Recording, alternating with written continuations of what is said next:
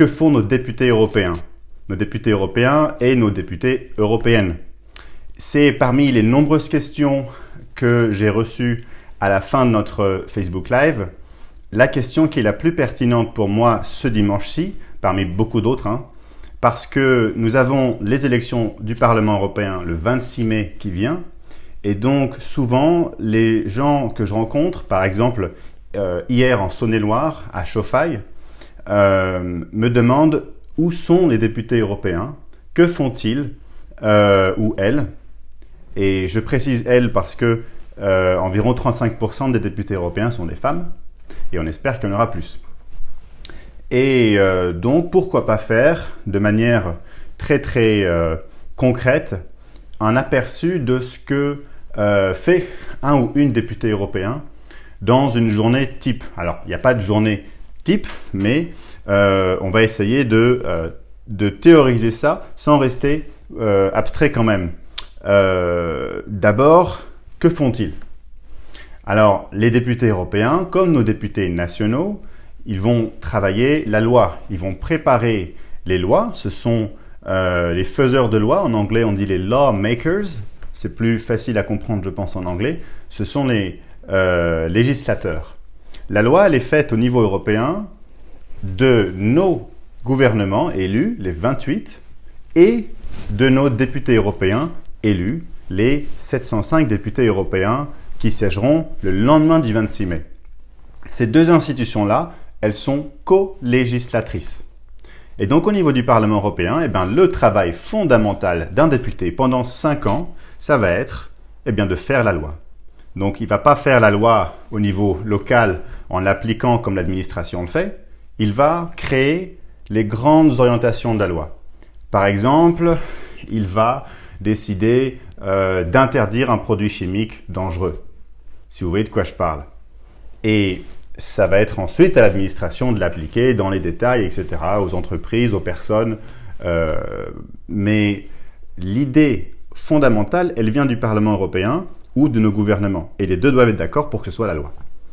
Alors, concrètement, les députés européens, comme tout le monde, doivent s'organiser pour prendre des décisions. Il y a 20 commissions au Parlement européen. Il y en a qui traitent, par exemple, de l'environnement, d'autres qui vont traiter de l'industrie, d'autres du marché intérieur ou des affaires économiques ou de l'emploi et des affaires sociales. Tout le monde se distribue ces rôles-là et va travailler d'abord en commission aux origines de la loi. C'est-à-dire qu'on a une ancienne loi, généralement, et puis on se dit, bon, comment est-ce qu'on va l'améliorer? Parce qu'on a remarqué que, par exemple, la directive sur les services postaux était trop libérale. Alors on va la changer. Ou par exemple, on a remarqué que l'utilisation du mercure est très dangereuse. Beaucoup d'industriels la délaissent ensuite, la laissent dans les rivières, dans l'eau, et cela a des conséquences environnementales désastreuses. Alors il faudrait l'interdire. Mais à quel point l'interdire? Alors on va faire une audition avec, par exemple, des producteurs de mercure qui l'utilisent pour la recherche scientifique, peut-être pour sauver des vies, sait-on jamais. Tout ce travail de fond, il est fondamental, et ça se fait en commission. Alors, il y a une fois par mois, la commission X ou Y qui va se réunir, chaque mois, pendant tout le mandat. Une fois qu'on a travaillé à la commission par exemple, on va dire commission pour la protection de l'environnement, et on va travailler à interdire, par exemple, le mercure. Et puis un autre collègue en commission industrie aura travaillé pour justement ne pas interdire le mercure parce qu'il est très important pour les industries automobiles de Renault et de Peugeot en France, etc. Les deux vont donc se rencontrer, ces deux opinions différentes, de diverses manières. Et c'est là qu'on arrive à non pas la semaine de commission, mais la semaine de groupe. Quand on dit semaine de groupe au Parlement européen, ça veut dire que les groupes politiques vont se retrouver à l'intérieur, c'est-à-dire qu'ils vont se retrouver entre eux. Non pas que je veux dire que, par exemple, les écolos, le centre, la gauche, la droite, l'extrême gauche se voient tous ensemble. Ils se voient au sein même de leur groupe pour discuter dans leur famille politique, parce qu'il se peut tout à fait que, par exemple, un écologiste qui travaille en commission agriculture mais qui soit danois ne soit pas pour tel système d'aide directe aux agriculteurs qui par contre serait défendu par un autre député européen du même groupe écolo mais du sud-ouest de la France comme José Bové. Et donc il faut parler entre nous pour trouver un compromis et ensuite, ces groupes politiques-là ont donc des positions communes, des positions très très claires, et donc elles savent ce qu'elles veulent. Elles savent ce qu'elles veulent en tant que centre-gauche, centre-droit, conservateurs, socialistes, démocrates, etc. Et là, on arrive à la troisième étape du travail du député.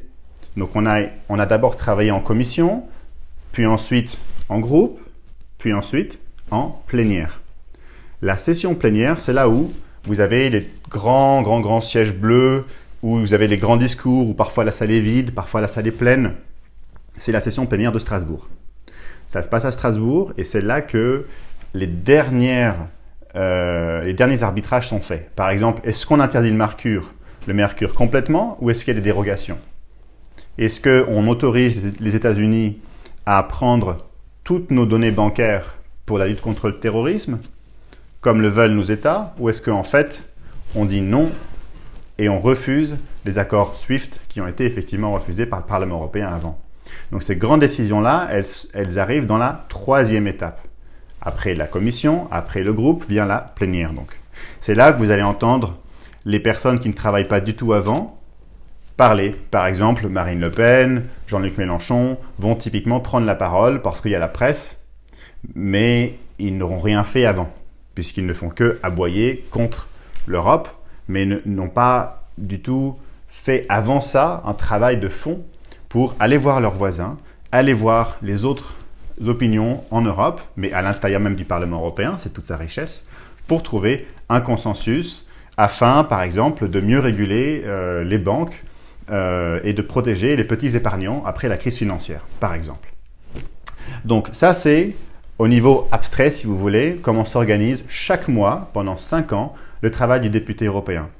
Et à la fin de chaque semaine, on arrive au week-end, à la fin de semaine, et entre vendredi et dimanche, il n'y a pas de réunion au Parlement européen. Il y a donc une liberté totale pour le député européen d'être en circonscription pour voir ses électeurs, voir les universités, les associations, les entreprises. Il ou elle est libre ensuite. Et il y a aussi quelques semaines par-ci par-là dans l'année entièrement dédiées au travail en circonscription. Et donc, qu'est-ce que ça veut dire? Ça veut dire que nos députés européens sont beaucoup sollicités en théorie, puisqu'ils doivent être présents à Bruxelles pour préparer la loi, c'est là que ça se passe, en commission, en groupe, mais aussi à Strasbourg pour, en semaine de plénière, faire les derniers arbitrages pour adopter la loi, et aussi dans leur circonscription. Et donc, contrairement aux députés nationaux, ils ont cet handicap qui est de devoir être sur Bruxelles et Strasbourg et leur circonscription, plutôt que, en France par exemple, uniquement la capitale et leur circonscription. Et en plus de ça, l'Union européenne joue un très très grand rôle dans le monde, et donc les députés européens sont amenés par exemple à aller au Canada pour préparer l'accord entre l'Union européenne et le Canada, ou aller au Zimbabwe pour faire partie de la mission d'observation de l'Union européenne qui aide le Zimbabwe à sa transition démocratique. Et donc, cela prend beaucoup sur l'agenda du député européen, à compter qu'il travaille ou qu'elle travaille. Et en plus de ça, le député ou la députée représente environ 800 000 citoyens français, allemands, etc. Rendez-vous compte, un député national représente environ 150 000 citoyens français et il a à peine le temps de voir une partie de ces citoyens quand il travaille vraiment. Et j'en connais qui travaillent vraiment bien. Voilà, donc on est arrivé à 10 minutes. Donc, voici déjà la situation. Une situation qui est compliquée puisqu'on a des très grandes circonscriptions et qu'il faut être dans beaucoup d'endroits différents. Donc, c'est pas facile.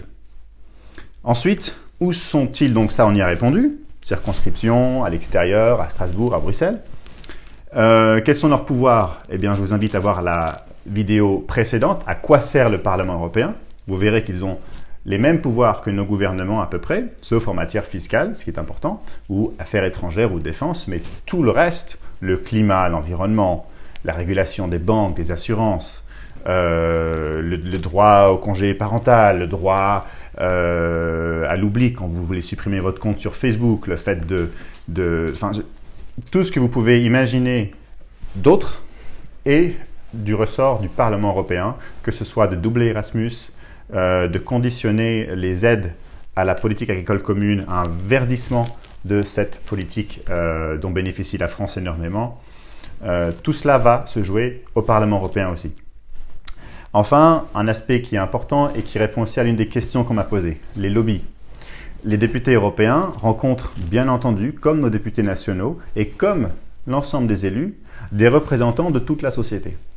Et ça veut dire à ce titre que vous allez rencontrer, quand vous voulez par exemple interdire le mercure, vous allez être obligé de rencontrer une entreprise qui produit du mercure et qui a des dizaines de milliers d'emplois sur la sellette si vous décidez de supprimer le mercure du jour au lendemain. Donc, il faut rencontrer les producteurs, par exemple les producteurs de vaches charolaises en Saône-et-Loire, pour comprendre leurs difficultés, leurs priorités. Si vous allez ensuite changer les conditions d'aide dont ils dépendent complètement pour leur agriculture.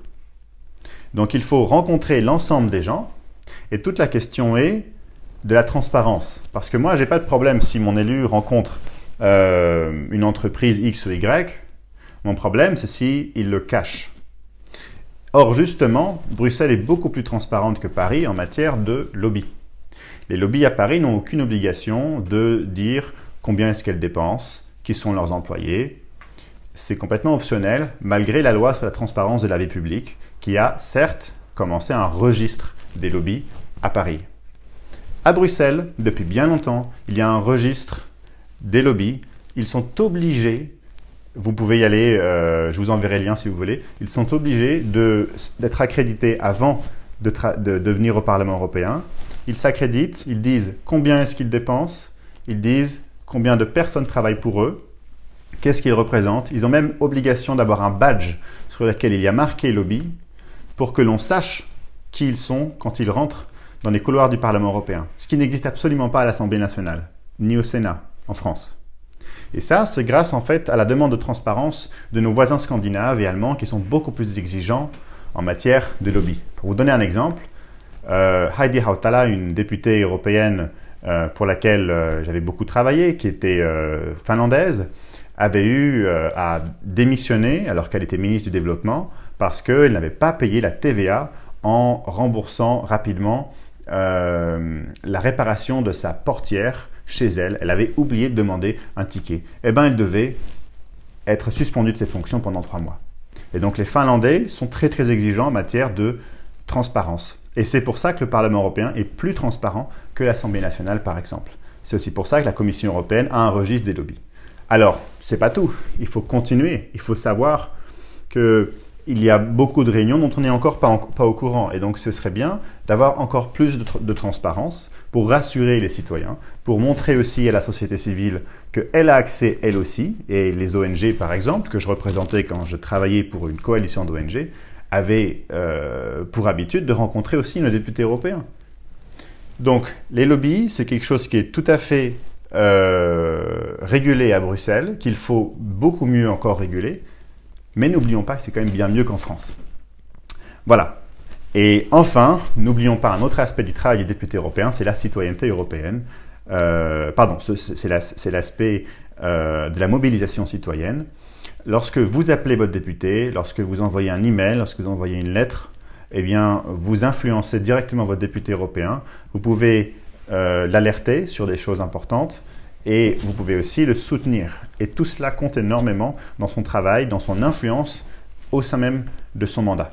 Donc, vous êtes complètement partie à la prise de décision, pas seulement au début, pendant le jour de l'élection, quand vous votez, et votre vote va influencer tous les points qui vont permettre aux députés de prendre des rapports, d'amender, de rejeter, etc. pendant 5 ans.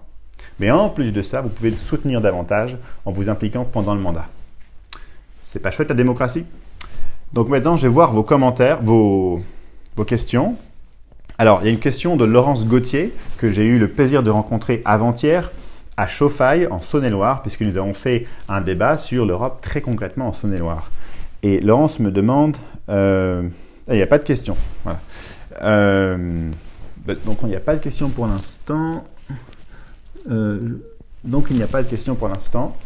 Du coup, c'est intéressant parce que le premier Facebook Live que j'avais fait dimanche, on avait 40 personnes qui commentaient et on a eu 2000 vues plus tard en juste 2 jours. Donc j'espère qu'on aura aussi d'autres vues. Malheureusement, je reviens directement de Saône-et-Loire et j'étais ensuite à la marche républicaine des libertés et donc j'ai eu peu de temps, même mon drapeau est encore mouillé de la pluie, pour approfondir et surtout dire aux gens que nous avons ce Facebook Live.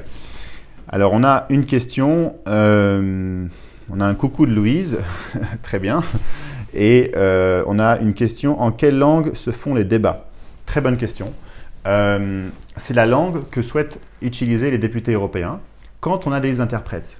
Il ne faut pas confondre traducteur, textuel, interprète, oral. Nous avons 24 langues officielles au Parlement européen parce que ce sont les 24 langues de l'Union européenne. Et nous avons un principe, c'est le respect du multilinguisme. Ce qui veut dire que la plupart de nos documents de travail sont traduits en français, en anglais et en allemand. Lorsqu'il s'agit de documents officiels, c'est dans les 24 langues. Par exemple, quand on prépare l'agenda chaque mois que vous pouvez retrouver sur le site du Parlement européen, là, il est dans toutes les langues.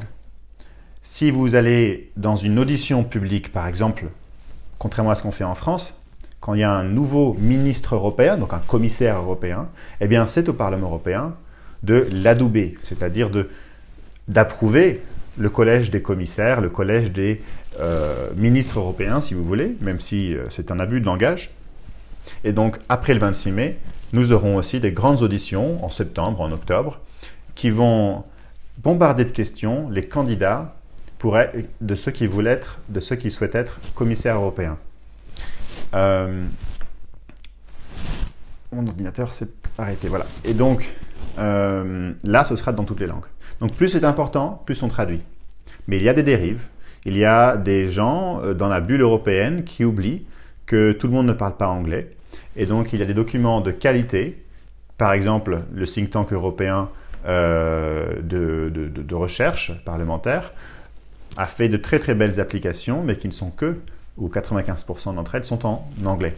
Et ça, il faut le changer, bien entendu.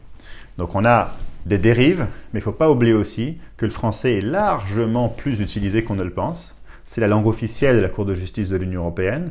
Les juges doivent parler français d'abord et éventuellement d'autres langues.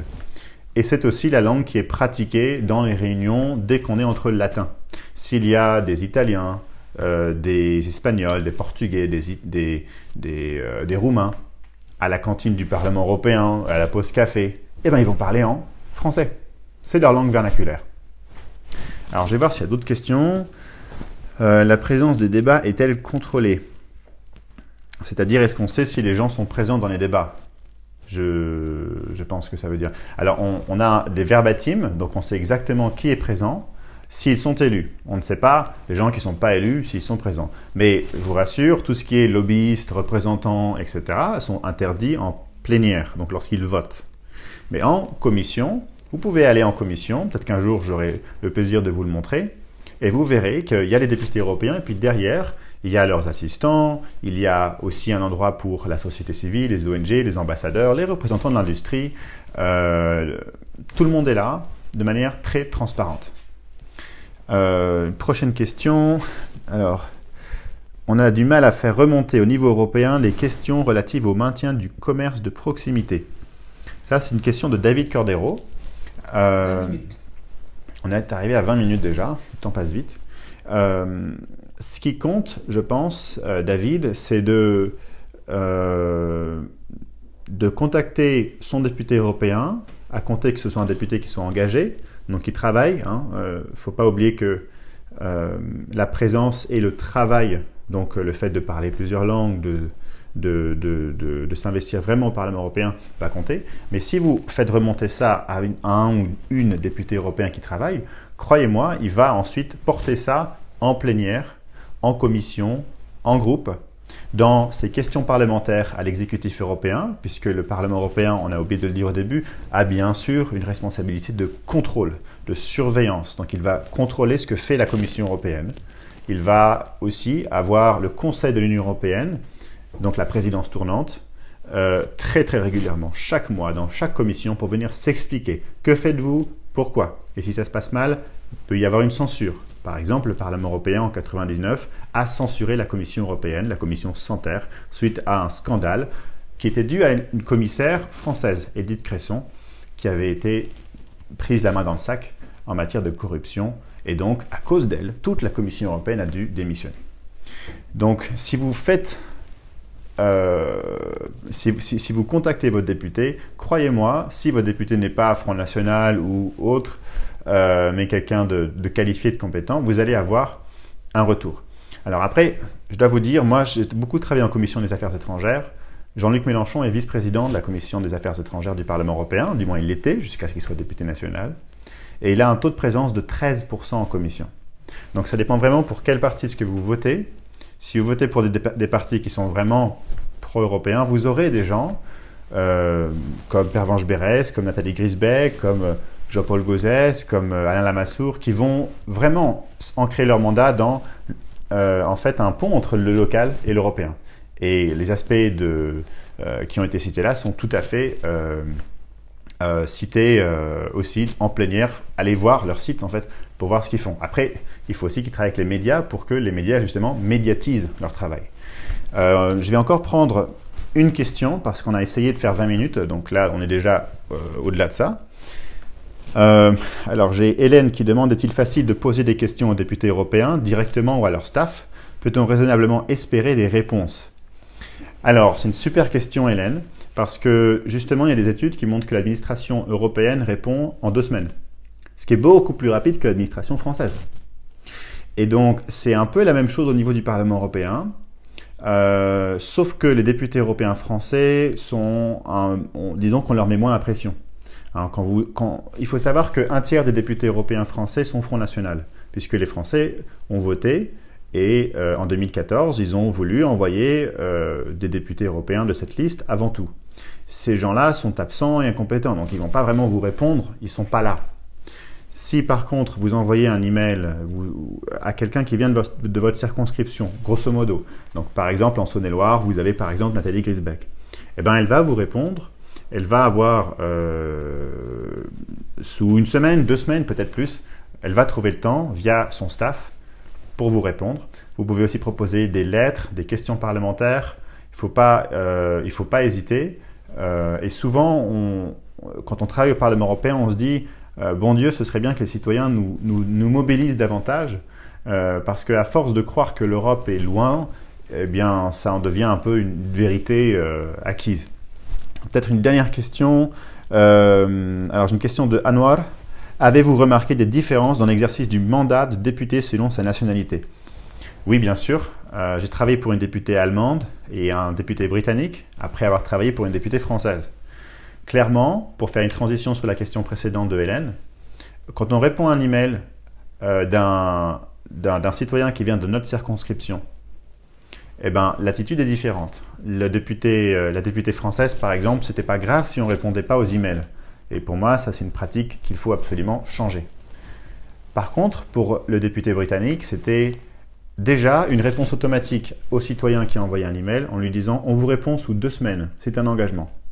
Et donc, on traite le citoyen de manière très différente puisqu'on vient d'une culture politique qui est celle de la démocratie parlementaire au Royaume-Uni, ou pour Franziska Brandner, d'une culture aussi très très parlementaire actuellement, où le Bundestag en Allemagne est beaucoup plus puissant que l'Assemblée nationale ne l'est. Et donc, on fait beaucoup plus d'efforts pour répondre aux citoyens, à chaque citoyen, du moment qu'ils viennent à peu près de la circonscription dont on vient. Alors, je vais m'arrêter ici, malheureusement, même si là, il y a 3-4 questions que je n'ai pas répondues, je les prendrai pour le prochain Facebook Live éventuellement. Je peux vous dire donc à dimanche 18 h dans l'Europe en clair. Merci beaucoup et n'hésitez pas à poser vos questions auxquelles je n'ai pas répondu ou d'autres que vous n'avez pas encore posées dans les commentaires puisque comme vous l'avez vu, je les lis ensuite, je les commande et surtout j'y répondrai dimanche prochain. Merci beaucoup et j'espère bonne semaine.